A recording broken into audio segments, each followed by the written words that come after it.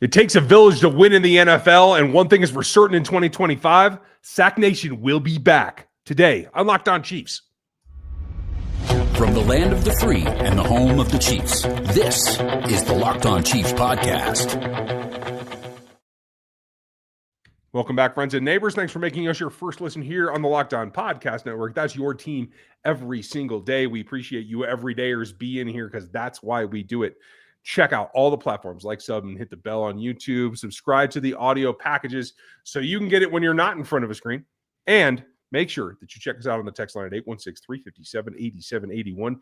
If you were on there already, you got the news immediately when Trey Smith signed, and that sets you apart. So you had all the information at your fingertips. Make sure by signing up that you are one of the everydayers. We appreciate you guys. We call them locos around here, and we can't do it without you. We're going to have fun today. D-line is a special group and one that has to get back on top of their game after what I thought was a down year last year. We're going to talk about who is in the works to try to make this roster. That's coming up later in the show. We are also going to get to the core D-line contributors, and it's a list. There's going to be a group. That's coming up next.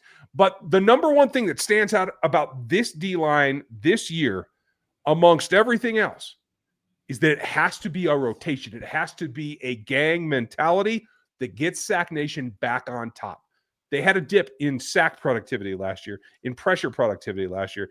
Even against the run at times, they had a dip. That's about personnel. Some of it is just not being able to perform. Sacks are terribly volatile from year to year to year, but pressures aren't. And that's what we have to see. George Karlaftis, Chris Jones are going to headline this particular group. It's about how you rotate around them, especially if somebody has to be on the field all the time because they're looking for a new contract.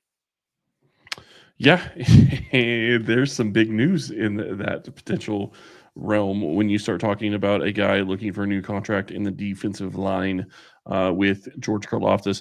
TJ Watt signed a new contract, $41 million a year for a defensive end. Not trying to say Karlaftis is on his level. I understand that. But it is going to affect the numbers. Mm-hmm. That's the reality. And that's the difference. The Pittsburgh Steelers are going to produce pressure with TJ Watt. The Kansas City Chiefs are going to produce pressure with George Karlaftis and Chris Jones and Mike Dana and Charles Omenihu and Felix Anudike-Uzomah and a number of guys, including Gillotte, who we'll talk about coming up. That is a different way to go about it. And I think that is probably what the key is to this position group this season is that rotation.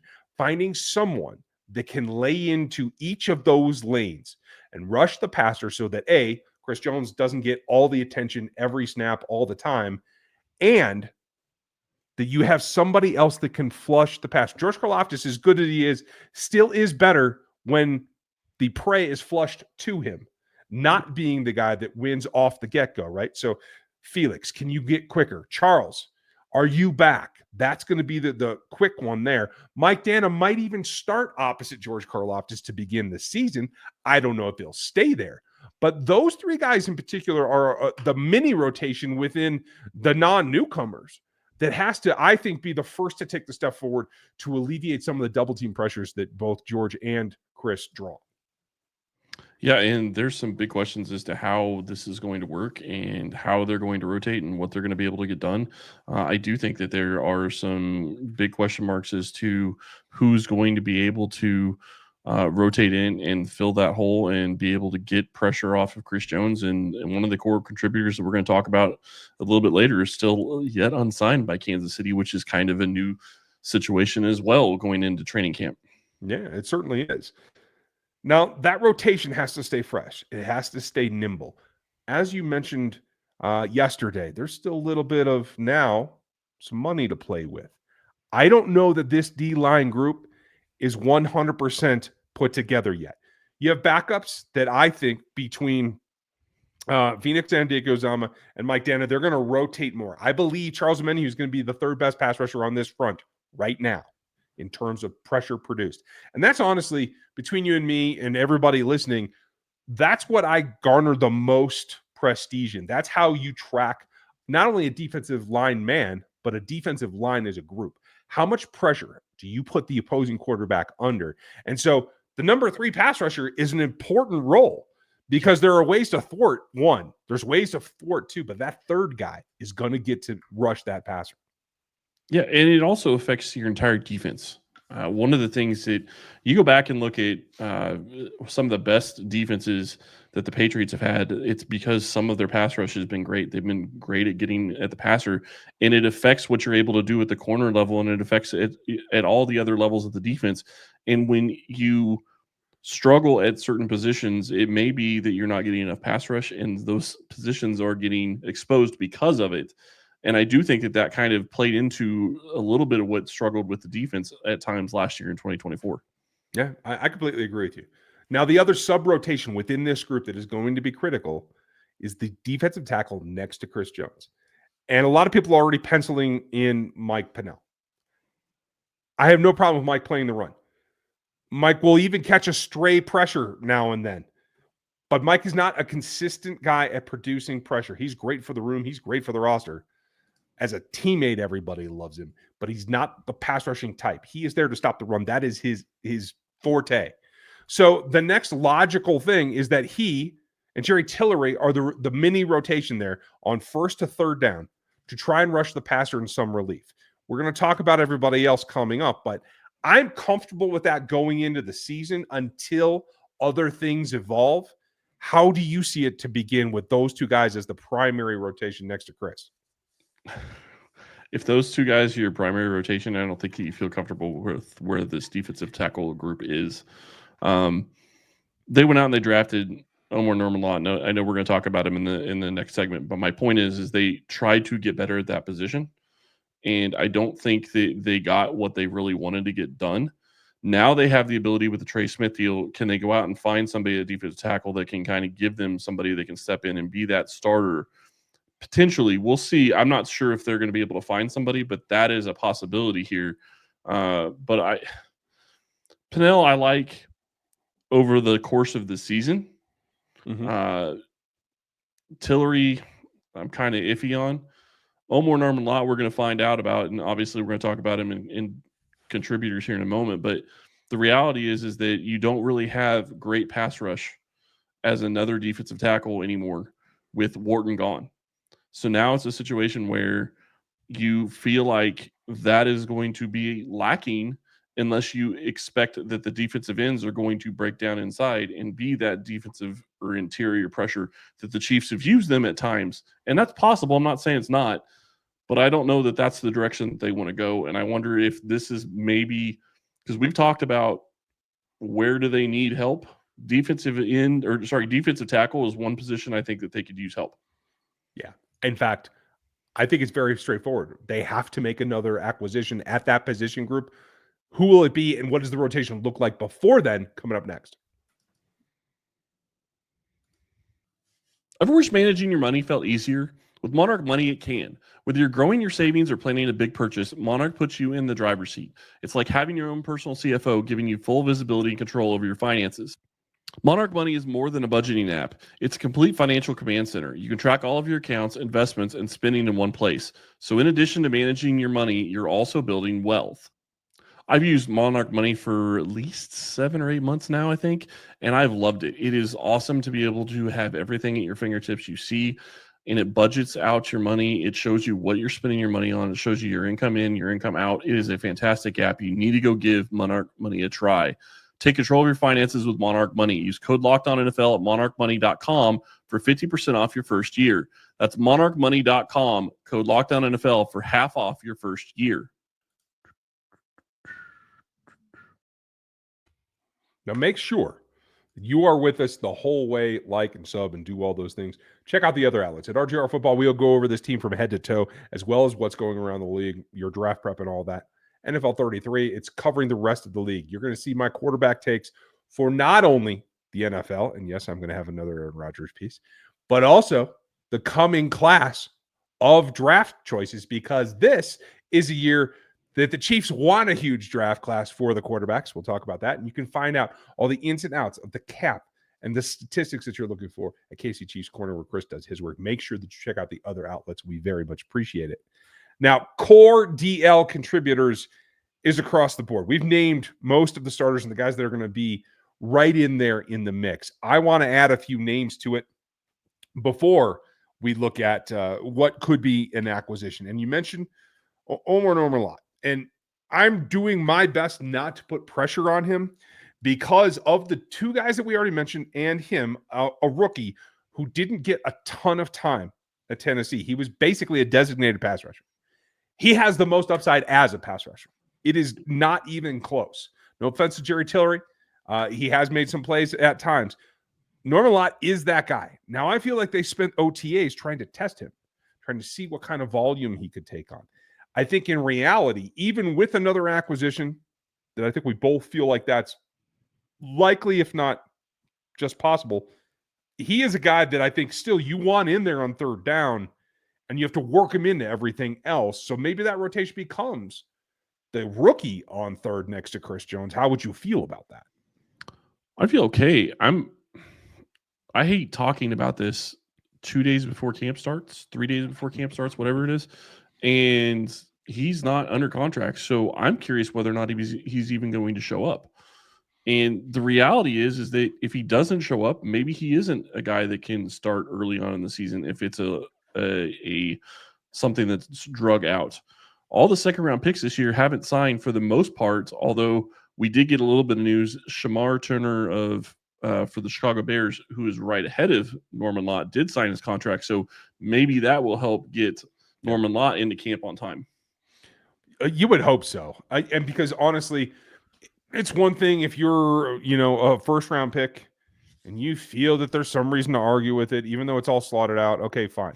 For Norman-Lott, there's nothing, literally nothing to be gained from this except for slowing down and putting off your development into a guy that can get paid. I can't help but laugh because of the Cincinnati situation, but that's a whole nother ball game. I have all kinds of comments I could make about that, but I've pissed Bengals fans off enough for the last couple of weeks. So, hey, I'm going to give you guys a break because I know you watch just to spite me. So cheers. That said, whether it's early or whether it's, a couple of days, okay, fine. As long as he's in shape, that probably shouldn't have an impact. Really, what comes along, it's mostly technique for the defensive lineman until pads come on.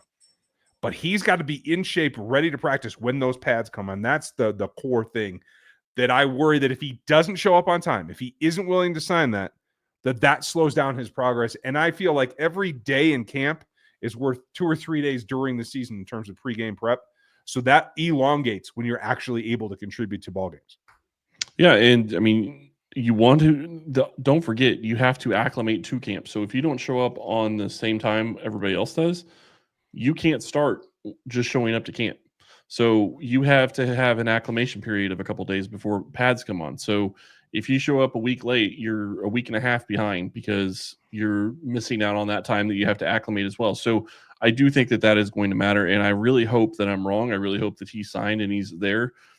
But that's just a question right now. And it's weird because we haven't had this for a very long time, ever since the rookie wage scale came out years ago. And now this is another reiteration of it. Yeah, you're absolutely right. Now, the other rookie that's going to contribute is Ashton Gillotte, and I think he is the X factor here because he's a little bit smaller.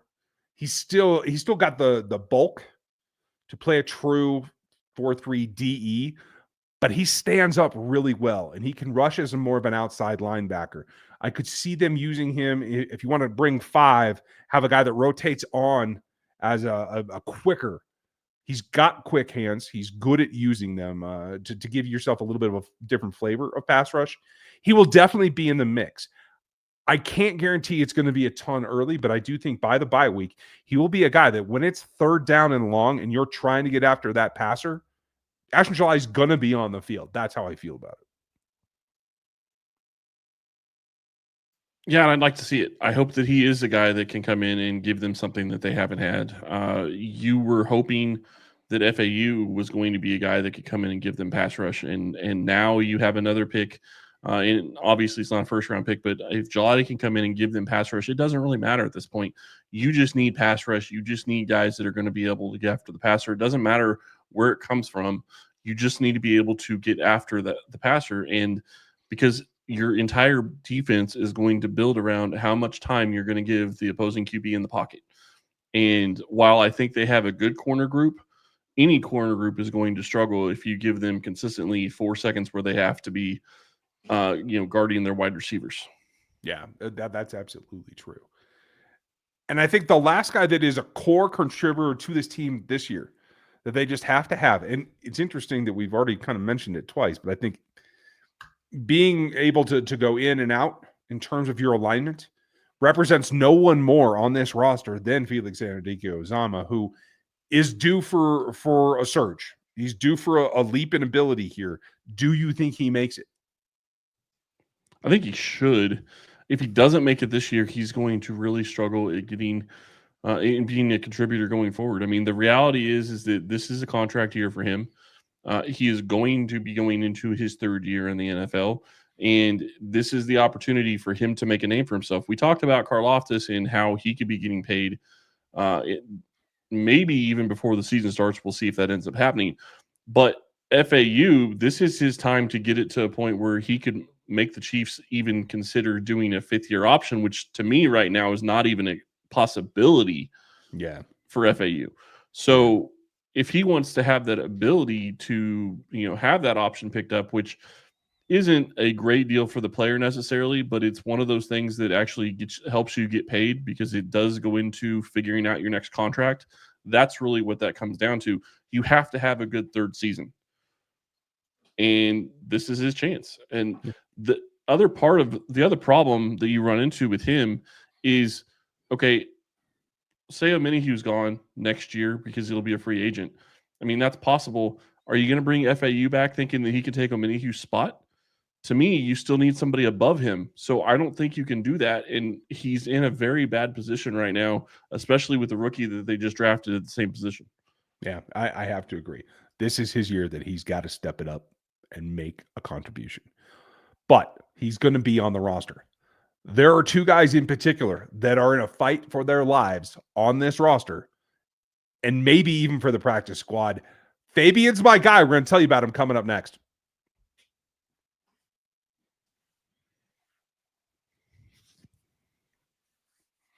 It's not every day that I get to say Fabian, so I try to throw it out there whenever I can because I still believe. Now, as we said, job number one, maybe goal number one for this team now, that they have a little bit of cap space. Which do you have the new number or the estimated new number? I have it at a little over 20 million in space. Yeah, that's what I remember seeing. It should be around 20 million, just right over 20 million in cap space. Okay. If they were going to go out and make a trade, and they would have to make a trade, I don't think there's anybody available in free agency right now that you would even consider signing to be a high-end rotational defensive tackle. They just don't exist off of rosters. Is it a possibility somebody gets let go and cut down? It's not out of the realm of possibility, but I find that unlikely as well. I was going to say highly unlikely. Okay. That specific position when you're talking about interior pass rush is so coveted. Good luck getting somebody. Yeah. Because teams will hold on to it regardless. So you're going to have to spend a draft pick or two. Yep. And I don't think Brett Veach is concerned about that at all. The concern is, what do you have to spend this season? And so in your estimation, how much room do they have to play with if they were going to try to go out and start inquiring about making a trade with someone? I'm guessing, based on what I've looked at from the roster, they probably have about $5 million that's going to go away when you start looking at the top, going from top 51, which is what the salary cap is right now, to all of the players, plus the practice squad guys, plus anybody that's on IR or PUP or anything, or NFI or suspension even counts on there. So that'll be a key. So I would expect that they're going to lose probably about $5 million, maybe a little bit more. So I would expect that they're closer to really 15. And obviously it depends on who makes the roster, where that number ends up. But Chiefs generally want between $3 to $5 million in cap room to play with throughout the season, on top of that $5 million. So I would think that really what you're looking at is probably maybe 10. And we've already kind of talked about a potential deal for maybe a George Karlaftis and maybe a Trent McDuffie. I don't know that you have a ton of space there if you're going to get deals done with those guys, because their numbers are so low, it's going to be really hard to extend them and still do a deal with a free agent, or unless you're getting a young guy that has almost nothing left on his contract. Right. And that's who in the world would give up a pass rush able defensive tackle that is still on a rookie contract? Like, no one. Unless That's you're not giving a up a thing. premium pick. Good luck. Right. So that brings us to 8 to 10 million to spend is my guess. I'm sure Brett Veach would like to be on the lighter side if he could. So, I mean, would you trade for a Harrison Phillips or Jaron Reed's already been here and gone, so that ain't happening. I'm just looking at guys that are in that kind of price range. Sheldon Rankins, like Shelby Harris, a lot of Shelbys, evidently. My personal pick that I want to bring back is Colin Saunders. So I'll give you a 6th-round pick for Colin tomorrow, and I'll cook for him on the way home. But I just don't know if it's going to happen. So you got to make do with what you have on this roster. Do you have a favorite dark horse that could push for what we both feel is going to be 10 defensive linemen, right? Yeah, I don't. And I will say that I would love for Colin Saunders to be an option, because I do think that his contract is, I'm sitting here looking at his contract. He's only got a base salary of $1.3 million. The problem that you run into with the Saints is they have this huge void that is dealing with all of their contracts. So they'd have to figure something out there. But obviously, the other thing that you look at is there's a reason that they drafted a guy like Keandre Coburn last year and then they lost him. This is a position that they've needed to fill and continuously add to, and it's going to continue being a problem when you start talking defensive tackle. Defensive end, I think you probably feel pretty good about where you are, because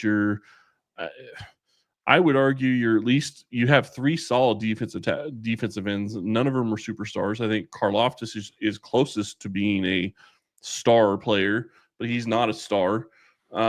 He's productive, but he's not a superstar. So I think you feel good about that. And Omenihu has shown that he has the ability when he's healthy, but he hasn't been healthy.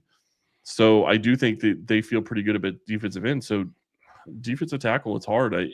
You're going to have to be looking at, can you go and make a trade for a young guy? And again, like you said, nobody's going to want to be trading away a young guy that's on a rookie contract. And Colin Saunders, while he's not on a rookie contract, is similar to a rookie contract with how cheap it is. So, I mean, that would make sense, but I can't imagine New Orleans is going to be looking in that direction. Though I would also argue when it comes to New Orleans, are they really feeling like they're going to compete this year? Because if you're not, would you want to just maybe dump some salary cap and trade away a couple of players that you don't think are going to be able to help you get to the next level? Because I don't think they have the QB situation figured out there. No, they don't. Although my money's on Chuck, just for the record, folks. You can find some of that over at NFL 33. I have a favorite. By my read, there's one spot left to go on to the 53, at least initially, and we'll deal with a trade if a trade comes up. In this scenario, I like what I saw from Marlon Tuipulotu earlier. He hasn't been able to show me anything since he came to Kansas City. If he doesn't have a good preseason, I don't think he's got a chance. A lot of people are excited about Keziah Izzard. I think it's a long way to get there from here. The guy that my money's on is Fabian Lovett Sr., who's got the length, the explosiveness, and I think now, time in the Cullen system, he's who I'd put my money on for that last spot. To be clear, can you name off your guys? Tuipulotu. Oh, yeah, sure. Karlaftis Omenihu. Okay. Jones, Tillery, Pennell, Omar-Lott, Mike Dana, Felix Andigozama, Ashton Gillotte, and one more spot. I'm going Lovett. Okay. That sounded like 11 players, which seems high. But maybe I miscounted 8, on that. Gilotte's 9, and then one more spot. Okay. So you don't have the guy that they've had on their roster for the past couple of seasons, Malik Herring making it. Herring, I do not. Makes sense. It's defensive end is going to be very hard for a guy like Herring to make it, considering you have a draft pick and you have a first-round pick in Felix and UDK Uzama. So, yeah, very hard for Herring to do it, even though he can play both positions, defensive tackle and defensive end. You're right. I think it's possible that it could be it could be Fabian Levitt. It could be it could be Marlon. I'll just put it that way. I cannot say that name and get it out correctly. So my apologies on that, Marlon. But I think that you look at this, and this is still a position I think that they need. And Tillery, while I think he makes the roster, I don't think he's a great player by any means. So I don't think he gives them somebody that can step in and play. But I don't think it's something that means that he is absolutely a lock on the roster if they were able to go make a trade for somebody, and then you want to keep a young guy. But if they trade, yeah. So lots of different things to look at when you start looking at this defensive line in this team. And this all goes back to what we've talked about this entire time. How many are they going to be able to keep? We're talking 10 right now, and goes back to what I said on yesterday's show. We'll talk about the wide receivers. Maybe they only keep 5 so they can keep another defensive lineman or an offensive lineman. Lots of different things to talk about when we start looking at how this roster is going to shake out. It is going to shake out, though, one way or the other. There'll be some bumps along the way, but it will shake out. We're going to have it all for you. So make sure that you are liking this video and subscribing to the channel. We have more coming up for you. They're getting ready to report for camp. We're going to have it all broke down for you every day, like we always do, without fail. This is your team every single day. We appreciate you guys being with us. Hope that you have a great weekend. Make sure if you missed any of the shows this week, including Matt Derrick on Trey Smith, our absolute immediate coverage of Rashee Rice yesterday, go back and check it all out today. If you're listening and it's a Friday, have a great weekend. We will be back with you, and we'll talk to you on Monday.